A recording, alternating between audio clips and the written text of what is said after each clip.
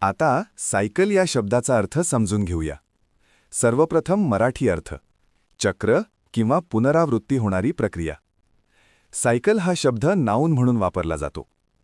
मराठीत समजून घ्या.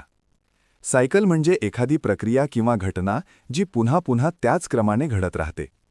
निसर्गात अनेक गोष्टी चक्रानुसार घडतात, जसे दिवस-रात्र होणे, ऋतू बदलणे किंवा पाण्याचे चक्र. English meaning: A series of events that repeat in the same order. Easy one-line definition.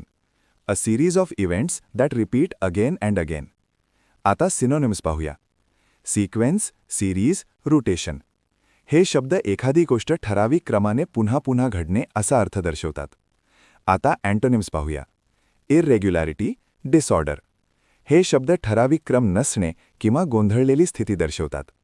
आता उदाहरणे पाहूया. पहिले वाक्य: The water cycle is important for life on earth. पाण्याचे चक्र पृथ्वीवरील जीवनासाठी महत्त्वाचे आहे. इथे सायकल म्हणजे पाण्याची सतत चालणारी प्रक्रिया, बाष्पीभवन, ढग तयार होणे आणि पाऊस पडणे. दुसरे वाक्य: day and night form a natural cycle. दिवस आणि रात्र हे नैसर्गिक चक्र तयार करतात.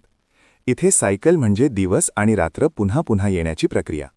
आता मित्रांनो, थोडा विचार करा.